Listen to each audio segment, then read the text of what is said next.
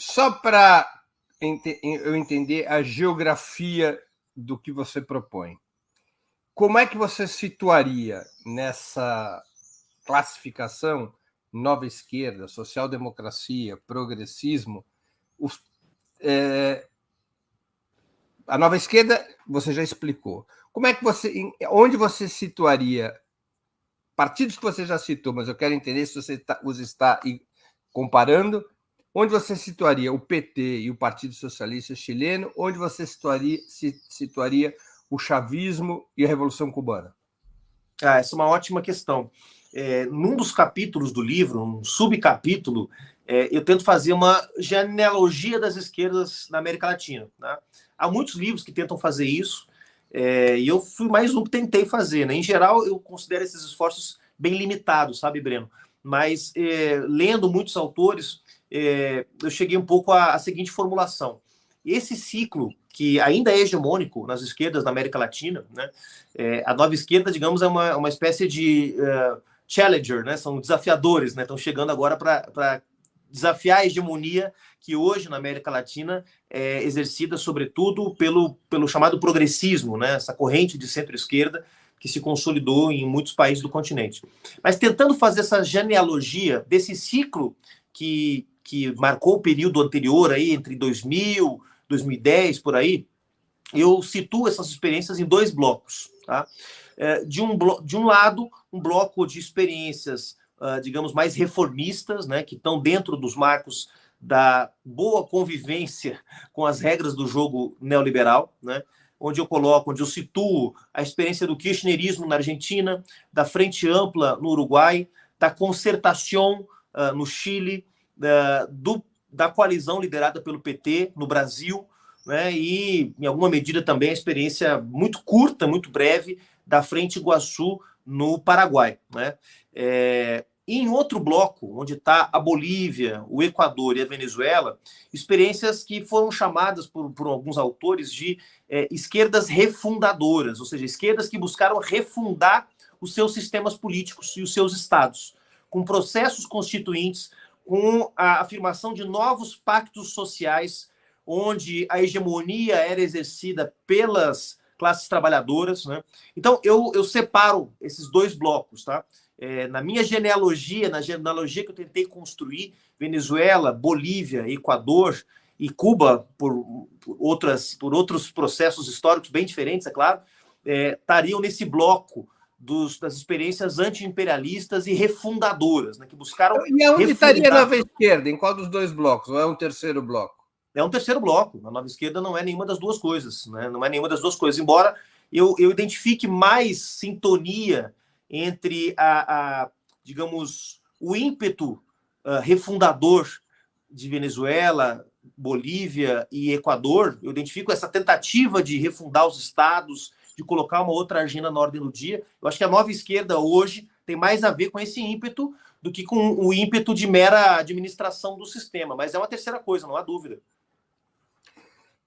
Juliano, a tradição mais bem sucedida na esquerda durante o século XX foi a de matriz leninista, permitindo a realização ou consolidação de diversos processos revolucionários na Europa, na Ásia, na África e na América Latina.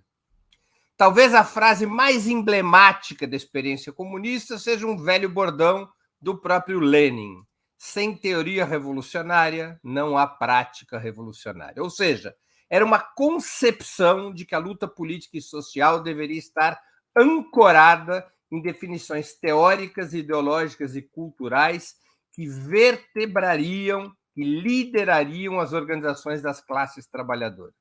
Os partidos revolucionários, nessa lógica, seriam o instrumento central para a construção de uma alternativa de poder e sociedade, cabendo aos sindicatos e movimentos um papel coadjuvante e subordinado.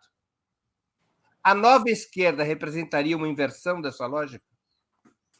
Sim, sim. Na medida em que os sistemas políticos hoje, em particular, obviamente estamos aqui nos referindo aos sistemas políticos da democracia liberal, onde há minimamente liberdade de organização política, né, Breno? fortaleceu aquilo que o Gramsci vai chamar de sociedade civil, né? Isso abriu espaço para que uma série de demandas sociais pudessem ser, demandas sociais que são dirigidas ao Estado, mas não só ao Estado, né? Pudessem ser organizadas por fora dos partidos políticos. Isso era quase impensável um século atrás, como você bem sabe, né?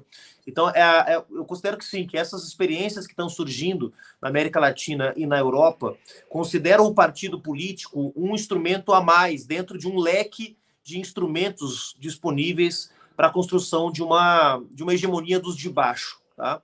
E essa hegemonia está muito mais assentada para esses novos atores numa perspectiva eminentemente cultural, ou seja, muito mais do que unir aqueles que estão no mesmo solo da produção, digamos assim, né? Aqueles que compartilham a identidade de serem operários, camponeses, trabalhadores, viverem do trabalho assalariado, venderem a sua força de trabalho, garantindo a extração de plus-valia por parte de um capitalista. Muito mais do que isso, essa hegemonia dos de baixo seria construída a partir do compartilhamento de valores, formas de vida e visões de mundo, que não necessariamente estariam determinadas pela condição econômica, pela sua condição de classe, né? Essa é uma visão que a Chantal Mouffe e o Ernesto Laclau chamam de uma visão anti-essencialista do marxismo, né?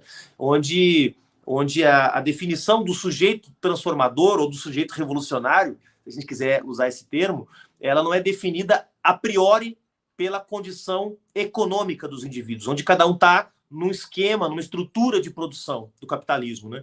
Mas a partir da construção de símbolos e de visões de mundo que são compartilhados. Essa nova esquerda está muito impactada por essas formulações. Esses novos atores, novos movimentos estão muito impactados por essa visão, vamos dizer, anti-essencialista do marxismo, né? E, claro, também muito impactados pelas transformações que o mundo do trabalho viveu.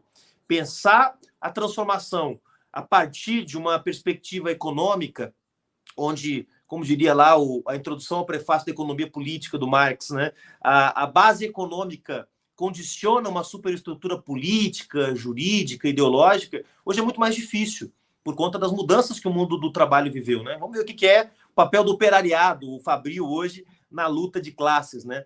Eu continuo achando que existem classes sociais, que elas estão permanentemente em conflito, mas não necessariamente são, do ponto de vista da formação de uma contra-hegemonia dos de baixo, aquilo que o Gramsci chamava de formação de uma classe nacional, né? Que deixa de lado os seus interesses egoístico-passionais, né? Que deixa de lado a sua perspectiva sindical para se transformar em classe nacional.